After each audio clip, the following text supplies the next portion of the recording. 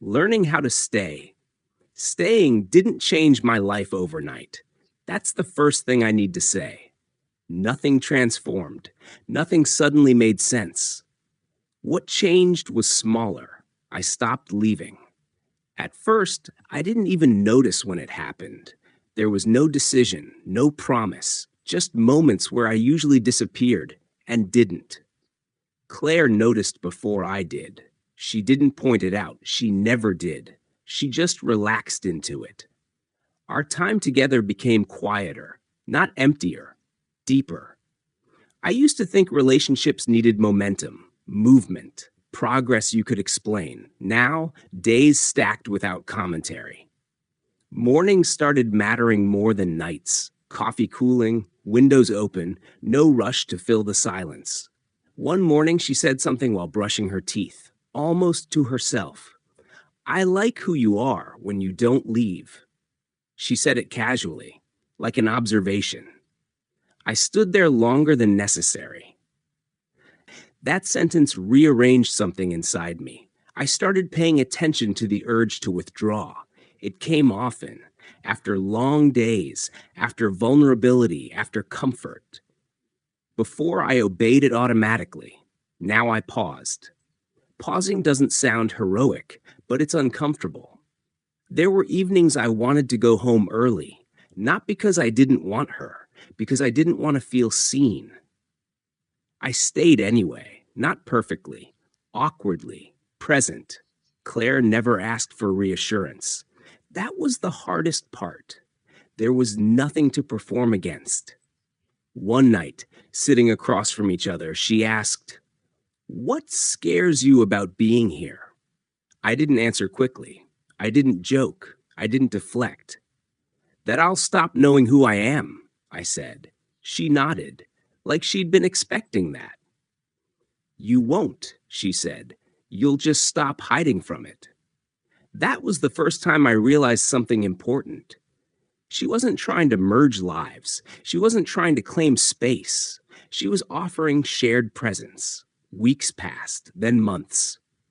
Life stayed ordinary. Work stress, bad sleep, missed calls. Nothing romantic about most of it. But I noticed something else. When things got hard, I didn't shut down. I slowed down. We disagreed sometimes, real disagreements, not polite ones, about priorities, about communication, about time. I didn't leave during those moments. That felt like growth. There was one argument that mattered. It started small, ended honest. She said, "Sometimes I don't know where I fit."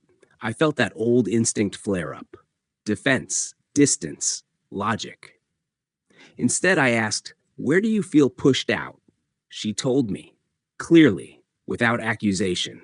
I listened, without fixing. That night, something settled between us. Not resolution, trust. I realized then that staying isn't about endurance. It's about capacity. I didn't become softer. I became wider. Time passed again. One evening, walking home together, she asked, "Do you still feel like leaving?" I thought about it honestly. "Yes," I said, "but not the way I used to." She waited. "Now it feels like a habit," I continued, "not a truth." She smiled, not relieved, respectful. That mattered. Months later, something shifted, quietly. I started imagining future moments without panic. Not plans, just pictures. Cooking in a different kitchen, travel delays, ordinary problems.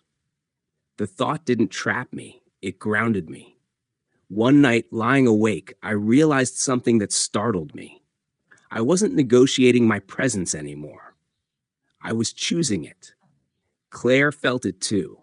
She didn't say it right away.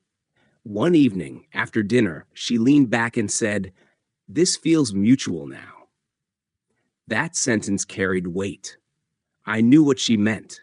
Before, she had been patient. Now, we were aligned. The next weeks were calm, almost boring, which felt like a gift. There was no test, no ultimatum, just continuity. One afternoon, sitting quietly, she said, "I don't need this to be forever. I need it to be real. I answered without hesitation, it is. That was the moment I knew the story had changed. Not because of commitment, not because of certainty, because fear no longer led the conversation. We didn't make declarations, we made space. The relationship didn't become the center of my life, it became integrated. I still needed solitude. She still needed independence. Nothing collapsed. One evening, she stayed over. Nothing special. Rain outside. Muted city. She fell asleep before me. I lay there listening to her breathing. I didn't feel trapped. I didn't feel restless. I felt settled. And I understood something clearly. I hadn't been afraid of love. I had been afraid of stillness. Because stillness shows you who you are without distraction. That night, I didn't think about the future. I didn't analyze. I just stayed.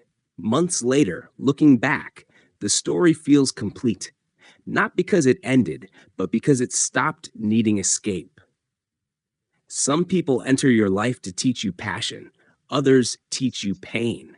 Claire taught me presence, and presence changed everything.